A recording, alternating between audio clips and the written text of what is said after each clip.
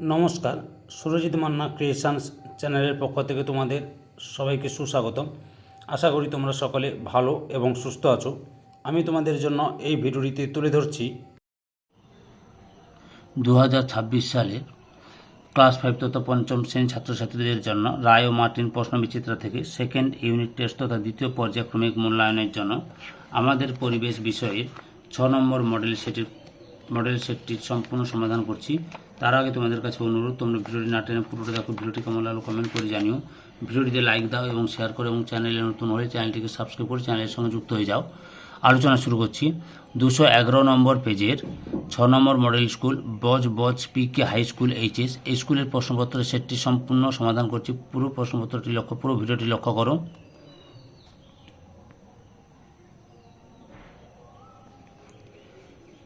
একে দাগে সঠিক উত্তরটি নির্বাচন করে লেখো যে কোনো 5টি। 1.1 কাজু বাদাম চাষ হয়। অপশান ক্ষয়ে দীঘাতে। 1.2 আজাদ হিন্দ ফৌজ বানিয়েছিলেন।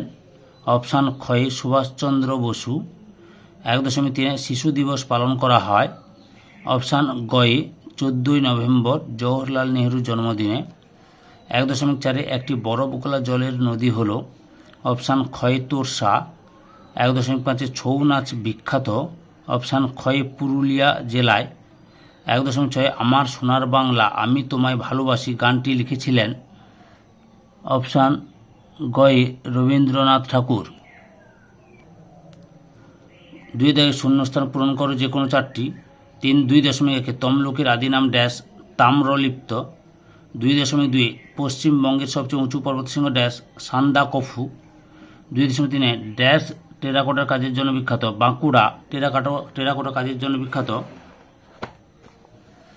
2.4 পেঁপের মতো খেতে একটি ফল হলো ড্যাশ যেটি পাহাড়ি অঞ্চলে চাষ করা হয় স্কোয়াশ। 2.5 আমাদের সংবিধান রচনা করেন ড্যাশ ভীমরাও রামজি আম্বেদকর।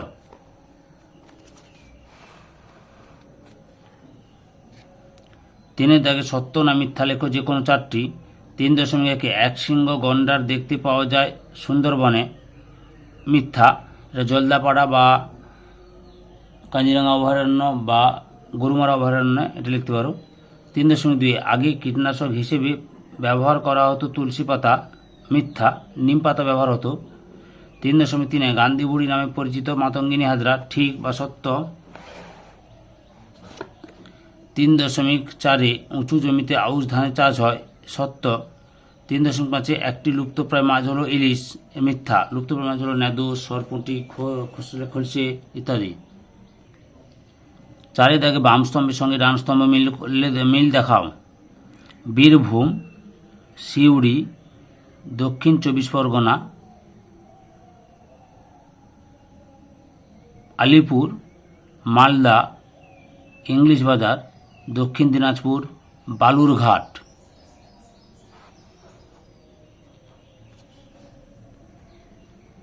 5 দাগে নিম্নলিখিত প্রশ্নগুলির একটি বাক্যে উত্তর দাও যে কোনো 5টি। 5.1 পশ্চিমবঙ্গে ম্যানগ্রোভ উদ্ভিদ কোথায় দেখা যায় সুন্দরবনে। 5.2 মহানন্দা নদীর উৎপত্তিস্থল কোথায় ডাউ হিলে। 5.3 বঙ্গভঙ্গ আন্দোলন কত সালে হয়েছিল 1905 সালে।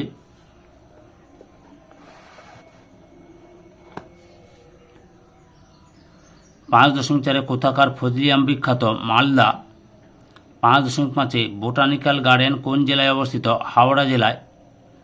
5.6 গঙ্গা নদীর উৎপত্তি কোথায় থেকে গঙ্গোত্রী হিমবাহের গোমুখ গুহা থেকে। গঙ্গোত্রী হিমবাহের গোমুখ গুহা থেকে।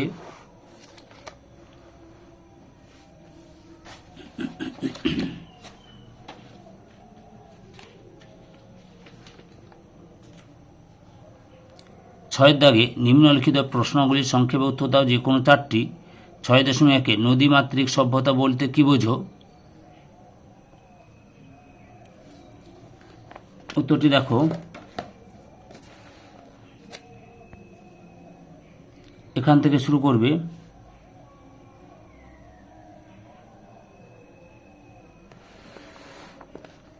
দিয়ে এতটা পর্যন্ত লিখবে বা এতটা পর্যন্তও লিখতে পারো। রায়ান মার্টিন সহায়িকা বইয়ের 116 নম্বর পেজে রয়েছে। 6.2 স্বাধীন ভারতের প্রথম প্রধানমন্ত্রী নাম হচ্ছে জওহরলাল নেহরু, শিক্ষামন্ত্রীর নাম হচ্ছে মৌলানা আবুল কালাম আজাদ।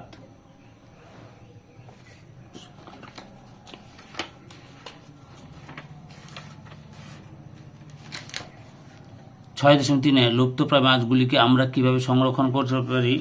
উত্তরটি দেখো।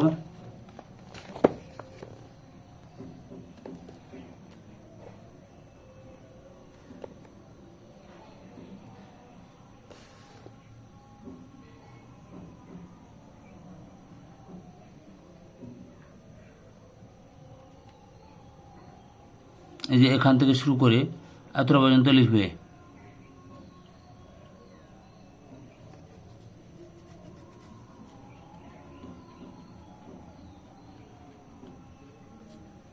বা মোট একটা রয়েছে লুপ্ত মাছ সংরক্ষণে, এটাও লিখতে পারো। যে এখান থেকে এতটা লিখতে পারো। যে 1 নম্বর এটাও লিখতে পারো, এটা এখান থেকে এতটা।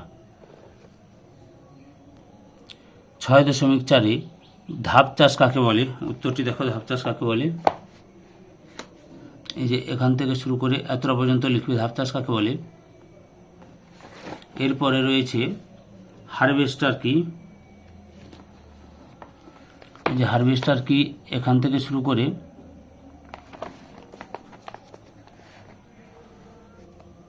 এতটা পর্যন্ত লিখতে পারো। 6.5 নিত্যবহ নদী কাকে বলে? দুটি উদাহরণ দাও। লক্ষ্য করো, নিত্যবহ নদী কাকে বলে। এই যে এখান থেকে শুরু করে এত পর্যন্ত লিখবে, উদাহরণটাও দেওয়া আছে সঙ্গে। ধৈর্য সহকারে সম্পূর্ণ ভিডিওটি দেখার জন্য তোমাদের সবাইকে অসংখ্য অসংখ্য ধন্যবাদ। আজকে এই পর্যন্ত, পরবর্তী ভিডিওতে আবার দেখা হবে। Tata, bye bye.